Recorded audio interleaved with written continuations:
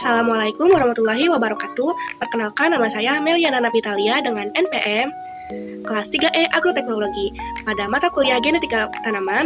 Pada kesempatan kali ini, di bawah bimbingan dosen Ibu Hayatul Rahmi SSI MSI, saya akan memaparkan materi tentang pembelahan sel mitosis dan meiosis, bahan genetika berupa DNA dan RNA, serta perubahan struktur kromosom.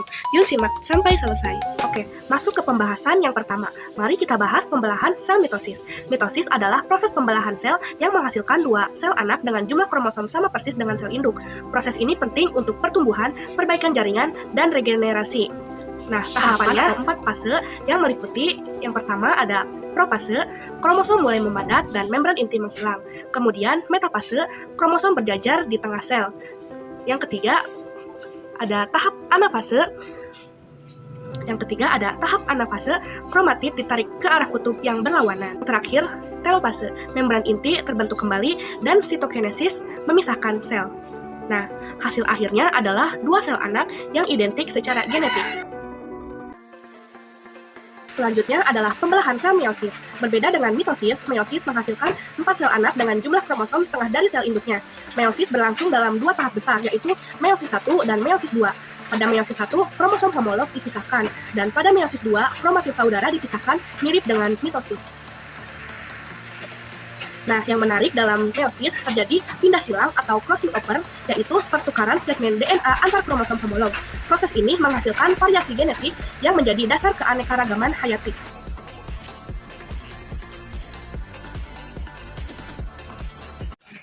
Oke, berikutnya mari kita bahas tentang DNA dan RNA sebagai bahan genetik. Teman-teman bisa lihat penjelasannya di sini dan di sini ya. Nah, ada banyak perbedaan dari DNA dan RNA. Mari kita bahas. Nah, apa beda DNA dan RNA? Yang pertama, kita lihat dari namanya dulu. DNA itu deoksiribonukleik asid, sedangkan RNA ribonukleik asid. Yang kedua, lihat dari gugus gulanya. DNA itu gugus gulanya 2-deoksiribosa, sedangkan RNA ribosa. Yang ketiga, lihat dari basa nitrogennya. DNA memiliki basa nitrogen guanin berpasangan dengan sitosin dan adenin berpasangan dengan timin. Sedangkan RNA memiliki gugus basa nitrogen guanin berpasangan dengan sitosin dan adenin berpasangan dengan urasil. Yang keempat, kita lihat dari bentuk rantainya. DNA itu rantainya double helix beruril ganda, sedangkan RNA bentuk rantainya tunggal, dan dia bentuk rantainya lebih pendek bila dibandingkan dengan rantai DNA. Yang kelima, kita lihat dari fungsinya. DNA itu berfungsi untuk membawa materi genetik dan mewariskan kepada keturunannya, sedangkan RNA berfungsi untuk membawa kode dan menerjemahkan kode genetik tadi pada saat sintesis protein. Terakhir, yang keenam, kita lihat dari lokasinya. DNA itu bertempat di nukleus, sedangkan RNA dapat ditemukan di nukleus, sitoplasma, dan ribosom.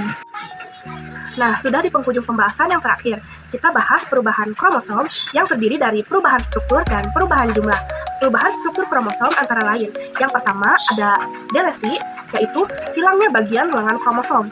Yang kedua ada duplikasi, yaitu penambahan segmen lengan kromosom homolog. Yang ketiga, inversi, yaitu patahan kromosom yang melengkung tersambung kembali pada bagian dengan posisi terbalik. Yang terakhir, translokasi. Patahan kromosom tidak menempel pada kromosom homolognya. Kemudian, ada perubahan jumlah kromosom dapat berupa aneuploidi, yaitu perubahan jumlah sebagian kromosom. Contohnya adalah trisomi, yaitu penambahan satu kromosom sehingga jumlahnya menjadi 3 pasangan tertentu. Kemudian ada polyploidi, yaitu perubahan jumlah seluruh set kromosom, misalnya tanaman dengan 3N atau 4N kromosom.